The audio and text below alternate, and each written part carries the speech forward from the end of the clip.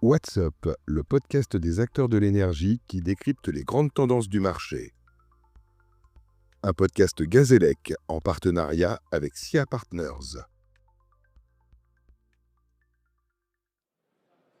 Bonjour, je suis Sébastien Zimmer, partenaire au sein de la BU Énergie de SIA, et je suis aujourd'hui avec Jérôme Duroyon, qui représente la société Enmac.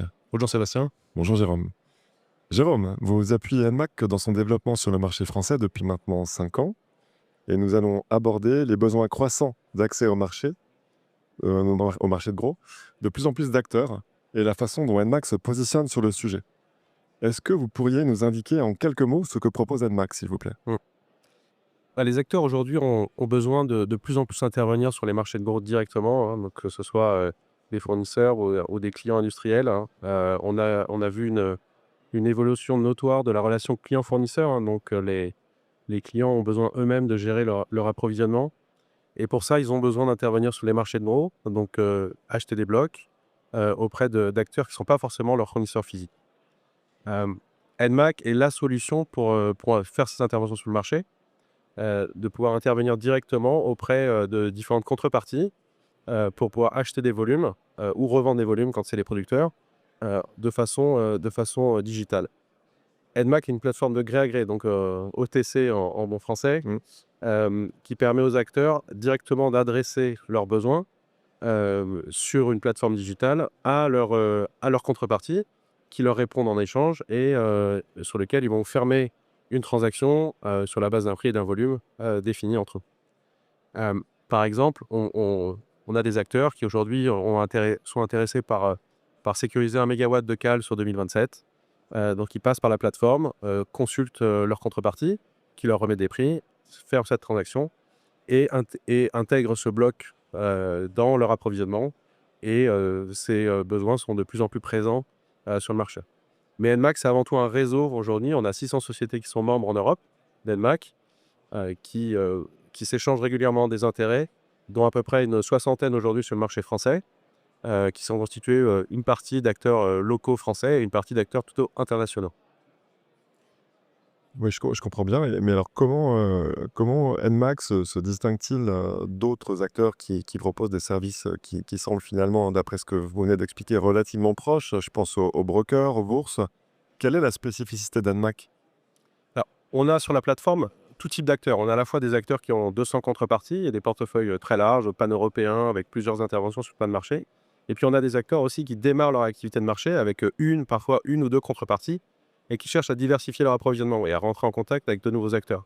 Donc on a vraiment un panel assez large, que ce soit des industriels, des fournisseurs interactifs, des grands fournisseurs, des trading houses, des banques. On a aussi de plus en plus de développeurs de renouvelables qui ont une exposition sur le marché de plus en plus croissante. Ils ont évidemment des PPA vendus d'un certain nombre de volumes, mais ils ont de plus en plus d'exposition marché. Et on fournit sur la plateforme 5 commodités aujourd'hui, donc de l'élec, du gaz, des géos, du CO2 et récemment des dérivés climatiques et des PPA. Aujourd'hui, le principe de la solution, c'est qu'elle est adaptée à chacun, c'est-à-dire aux gens qui ont des portefeuilles très larges et des portefeuilles plus petits. L'objectif, c'est avant tout de gagner en transparence sur les prix, donc d'obtenir plus de transparence, de mettre en concurrence et d'avoir plus de transparence sur les prix de marché, donc de principe sur l'OTC. Et le mécanisme par rapport aux échanges qui peuvent être faits sur les bourses, c'est ce qu'on appelle du trading par requête, c'est-à-dire la différence d'un carnet d'ordre sur une bourse classique. C'est du trading par requête, c'est-à-dire vous envoyez un intérêt à une contrepartie qui vous répond en fonction de son besoin, de son portefeuille et de son pricing. Et donc, c'est purement bilatéral. Donc, il n'y a pas de structure carnet d'ordre comme il peut y avoir sur une bourse.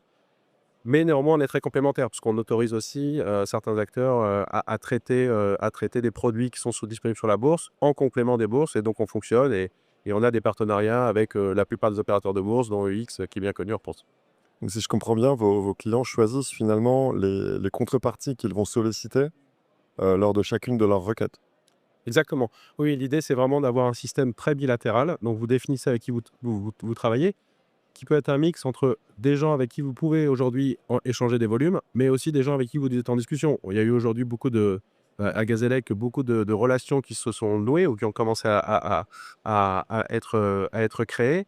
on offre une infrastructure qui permet aux acteurs de s'échanger des intérêts, alors indicatifs tant qu'ils n'ont pas de contrat entre eux, mais qui leur permet de matérialiser un peu mieux leurs échanges entre eux et de documenter un peu la constitution de contrats cadres entre eux qui vont se faire par la suite. Et en termes de produits, je comprends que votre société, finalement, permet, si j'ai bien compris, hein, d'aller solliciter des offres sur des produits qui ne sont pas standards, qui sont des produits structurés ou qui sont définis par les clients eux-mêmes, hein. C'est bien ça? Vous pouvez dire quelques mots Tout de... à fait. Oui, oui, donc juste pour donner quelques chiffres, hein, en 2024, on a eu plus de 100 000 requêtes sur la plateforme. Il y en a eu à peu près, il y en aura 120 entre 120 et 130 000 cette année en 2025, au niveau européen. Et dans ces volumes-là, on a à peu près 70 % de produits standards et après 30 % de produits qui sont moins standards, qui peuvent être, ça peut être des swaps, ça peut être des profils horaires, hein. On offre là sur la plateforme des possibilités de traiter des profils horaires. Donc ça intéresse à la fois des consommateurs avec des profils un peu shapés, pour employer un bon mot français, et ou alors des producteurs de renouvelables qui ont besoin de couvrir leur production, notamment solaire, qui est avec une courbe très particulière et qui est pas forcément standard parce que entre l'ouest du Portugal et l'est de la Roumanie, le profil solaire a quand même pas la même tête. Donc ils ont besoin, ils ont ce besoin de traiter des profils moins standards et c'est exactement ce qu'on offre sur la plateforme. Très bien, donc je retiens donc de ce que vous dites que la plateforme permet finalement d'aller trader des produits qui sont définis sur mesure en fonction des besoins de chacun des acteurs qui sont positionnés ou qui peuvent utiliser la plateforme comme finalement plateforme d'intermédiation Exactement. entre des acheteurs et des vendeurs. L'objectif d'Enmax, c'est de créer de la liquidité où la liquidité est faible. Donc évidemment, si vous avez du front-monte TTF à traiter, il faut mieux le faire sur la bourse, ça c'est sûr. En revanche, tous les produits qui sont un peu moins liquides, et en France, on n'a quand même pas beaucoup de liquidité aujourd'hui sur le marché, que ce soit des horizons longs ou des produits un peu spécifiques, on vient créer vers ce trading par requête un intérêt du marché pour que les acteurs puissent traiter directement. Ça peut se faire sur du standard relativement ou sur des produits plus complexes en effet. Ok. Et comment vous voyez l'évolution des services proposés par Enmac, à la fois en fonction de l'évolution des conditions de marché, je pense notamment à la fin de l'Arène, d'ici quelques mois. Est-ce que vous voyez comment vous voyez l'évolution des services proposés sur 2026, sur les prochains mois, et est-ce que de nouveaux services sont dans les cartons? L'objectif, c'est vraiment d'accompagner la demande du marché, hein. Donc, au départ, Enmax, c'était 2 communautés. Aujourd'hui, on en a 5, comme je vous ai expliqué tout à l'heure. Oui, oui, tout à fait. En particulier sur le marché français, l'exposition des acteurs va être multipliée par 2, par 3 ou par 4, hein, que ce soit des clients industriels ou des fournisseurs alternatifs du fait de la fin de l'arène. Et donc, on a vu déjà, hein, c'est déjà le cas, mais les acteurs s'organisent. Alors, aujourd'hui, on est dans un contexte réglementaire où je pense que tout le monde a bien compris qu'il fallait qu'ils s'organisent par eux-mêmes, hein. Il y a plus de dispositifs, en tout cas, il y a des dispositifs de protection de facture, mais pas forcément des dispositifs de sourcing d'énergie. Donc, les acteurs ont besoin de s'organiser, on commence à le faire. Donc, nous, on l'a vu très clairement depuis 2 ans, des volumes sur l'année 2026 qui sont en croissance sur Enmac, mais on voit aussi des maturités plus longues, 2027-2028, qui se créent.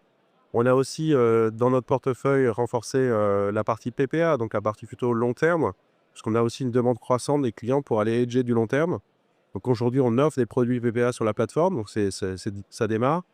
Évidemment, ça nécessite un peu de standardisation, mais l'objectif est vraiment d'accompagner le marché dans leurs besoins de long terme. Et on a de plus en plus d'acteurs. On entendait hier des questions sur le YIR plus 4, YIR plus 5 d'EDF. C'est des choses qu'on peut faire en bilatéral et que nous, on voit sur Enmac qui se passe aujourd'hui, certaines transactions en YIR plus 4, YIR plus 5.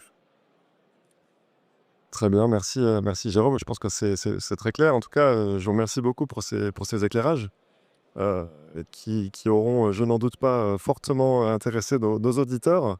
Et il ne me reste plus qu'à vous remercier pour cet échange et à vous dire à très bientôt, Jérôme. Écoutez, merci Sébastien. J'invite tous ceux qui s'intéressent à regarder la vidéo de la business session que nous avons tenue, pardon, mardi à 14h30. Et pour plus de détails, évidemment, contactez-nous pour avoir plus d'informations. Merci Sébastien. Merci Jérôme, à bientôt. What's Up, un podcast Gazélec en partenariat avec SIA Partners. Disponible sur YouTube, Apple Podcasts, Spotify et Deezer.